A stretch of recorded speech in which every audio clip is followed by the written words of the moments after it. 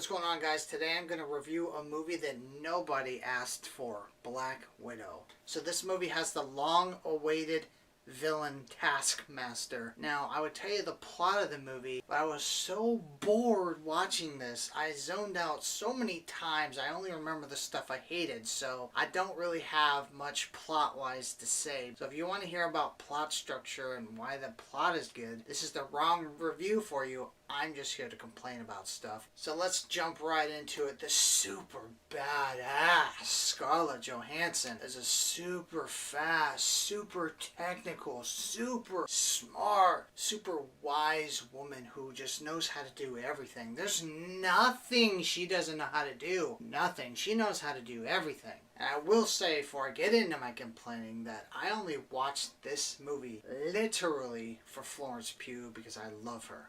Let's get into it. Now, I want you to imagine me being 120 pounds and I have to go save somebody. And what I'm going to do is I'm going to hold on to a rope from a helicopter and I'm going to fly over this prison base that's in the middle of nowhere near a mountain that's really cold. The person they're trying to save escaped and he's running on this overhead dock, and she says, "Turn the helicopter around." And this big ass heavy helicopter somehow turns around at a very sharp angle. Instead of a very long wide turn like a normal real helicopter can handle, no, this one can do what a Scorpion can do and just spin around. I don't know how this made it into the movie. I don't know who got behind it. I don't know who thought it was believable. But Scarlett Johansson's character, Black Widow, is just a human being. She's just a human being that knows how to fight, and she has some gadgets on her. She's basically like Batman or the Punisher.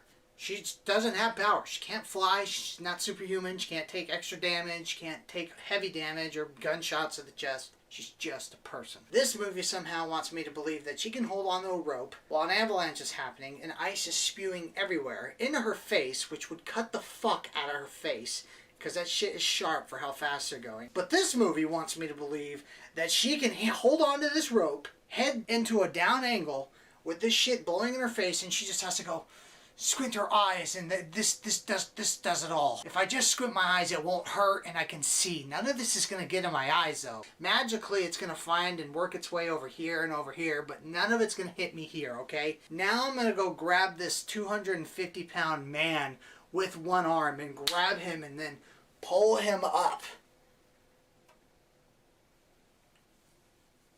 I think you're having a hard time following me here.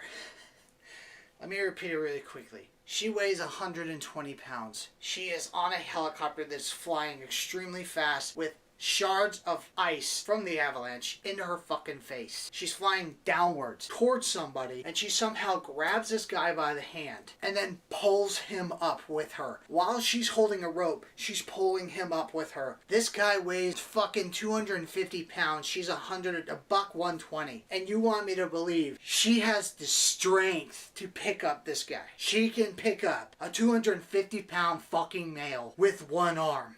There are bodybuilders in this world that can't even do that. That's already holding onto a rope with intense speeds, but somehow doesn't lose balance and fly off of it from the speeds. Has shards of ice in her face from the snow. And then you want me to believe she's going to pick up a grown man and then lift him up into the helicopter. You really wanted your audience to say, yeah, that was cool. You see that shit?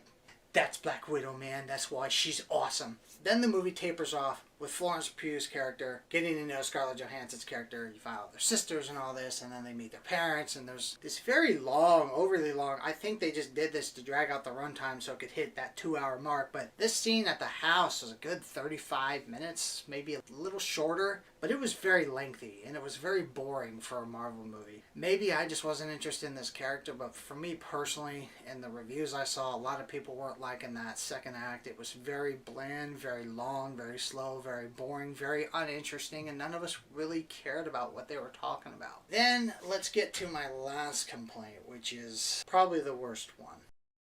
As a warning, this part will contain spoilers, so if you don't want to hear that, clock yourself out of the review now, because we're going to get into that spoiler in a second. If you want to know really quick, I don't recommend watching this movie. So, in that, we're going to get to the spoilers right now.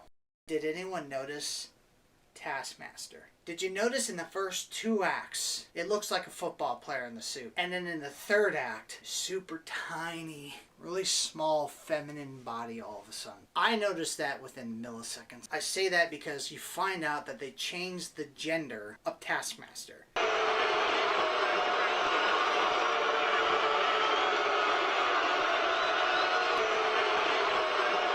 It was supposed to be a guy, but then they're like, oh, it's a woman.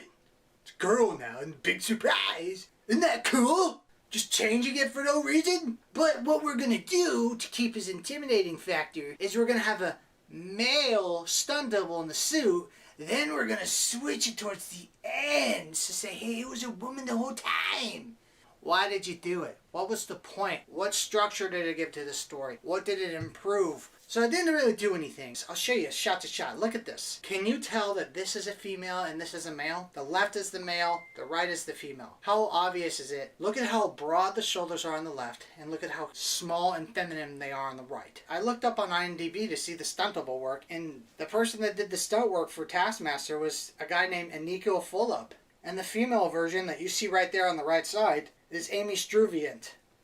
It was just so bluntly obvious. And they did this at the start of the movie because I thought, oh, you know, they made Taskmaster pretty cool in the beginning. He's a good character. You can memorize all the moves that you do. And then when he fights you, he knows what you're going to do, so he can kind of have the upper hand on you. If you're going to change it to a woman, why are you using a male stunt double? Why are you trying to make him look big and intimidating? If you want it to be a female, it needs to be a small, feminine female. You cannot use a football player-sized body and then flip it on me in the end and want me to get along with it. If you want it to be a female, put a fucking female stunt double in the suit.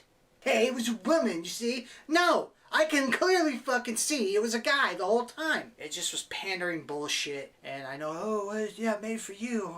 It definitely, if you're saying that, you are 100% right. It's not for me. And I hated the changes, and you don't have an answer for me why the changes were made, and there's no defense for them. It got really out of control. Like, she's flying around in the sky on the ship in the 3rd act, and the ship's breaking apart, and when they're falling out of the sky, she's fighting another girl in the sky, trying to get a parachute for herself. And it's like, how high are you in the fucking sky where you have almost 3.5 minutes to fight this person and then get that parachute on your back? Like, how fucking high are you up there, for God's sakes?